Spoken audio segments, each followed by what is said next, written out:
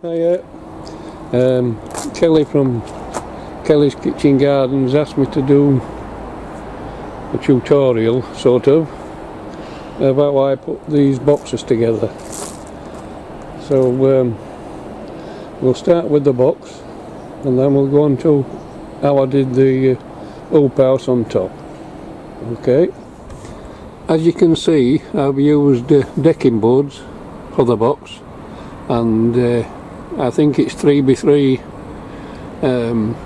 fencing posts for the legs. And I took a few boards out just so you can see how I've done this.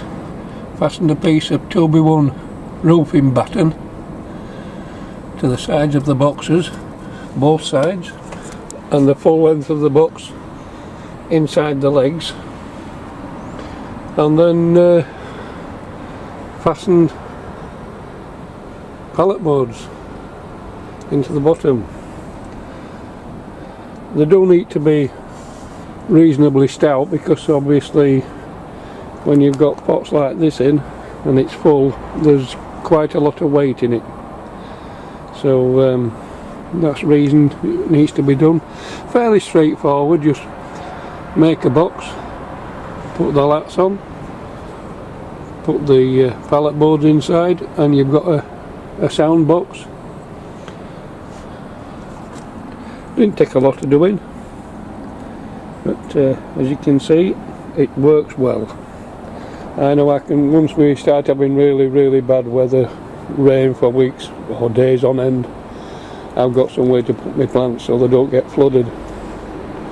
Okay, so how I put this together was I fastened the end pieces to the legs first as best I could,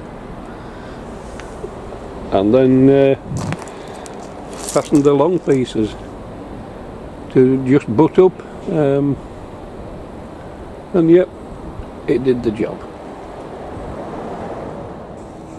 Okay, this particular box is 152 centimeters by 92 centimeters, so it's a decent sized box. That one is quite a lot bigger, but that was my first knock together, so I'll not bother showing you that one. It's functional.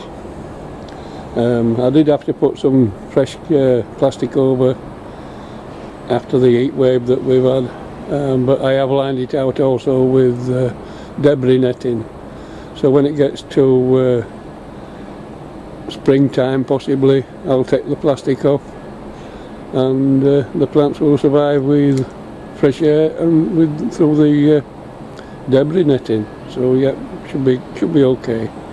I would like to do the same with this one, but I'm not going to touch it until I really have to do. Okay. Okay, for the frame of the cage, this is the wood that I used, because I've used inch sort of piping. You need a decent depth for the pipe to come down to be solid. So I decided to use that, and you can see how I've done it. But on this one I've put 5 ribs, which I think you need to keep the plastic taut. Unlike that one, when we did that one, we put the plastic on and we put thousands upon thousands of staples in, and it took forever to take them back out. So on this one, I started off with a couple of staples just to hold the plastic in position, and then I fastened it down with the 2x1 battens, so that I've only got sort of half a dozen staples to take out, and the rest is unscrew the screws and the plastic's ready for coming off.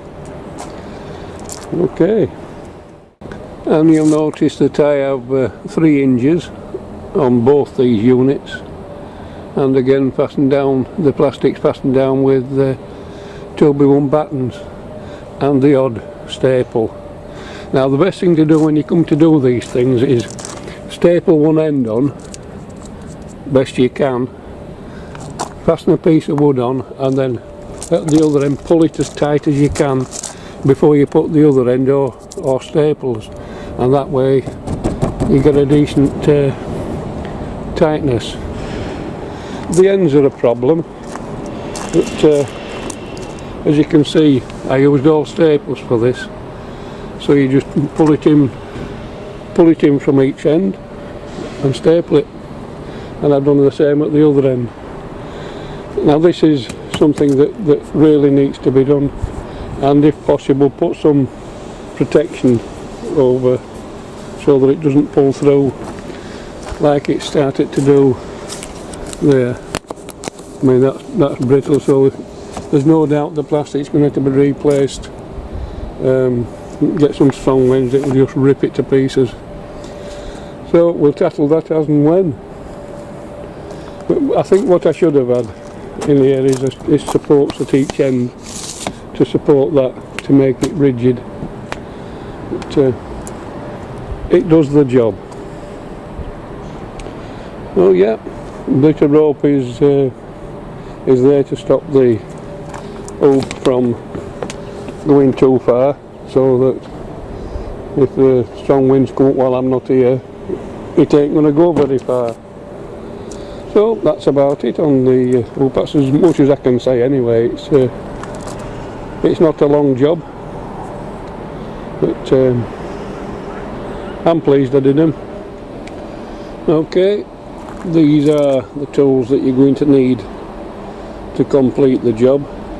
Tape measure, hand drill, couple of clamps, a thing to get the straight edges, stapler, screwdriver, drill, and a flat wood bit.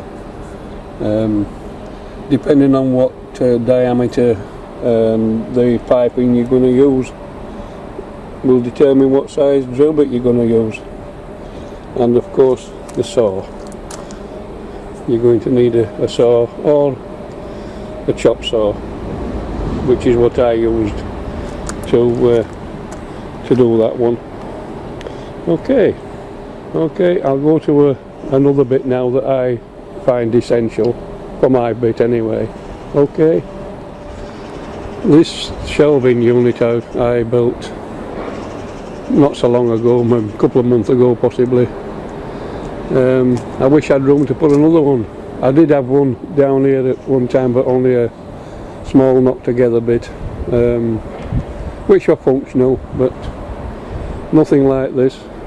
I mean, I can see where I can probably alter things and probably get another shelf on, but then again I can't take too much room up, because as you can see we've got clotheslines, and I don't want neighbours falling over or complaining that I'm taking too much of the growing area, the drying area I should say.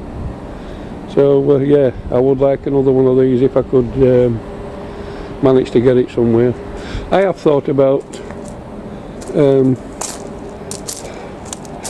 when I come to dismantle this, if I dismantle it, I might put one here across that way and still leave myself room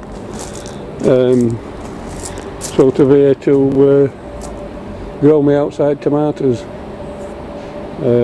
I'm just a little bit snookered at the minute when I'm going to put my potatoes when they start growing, so that might be how that plastic greenhouse gets used. I don't know yet. I'll tackle that one when it arises. Okay, we will catch you later.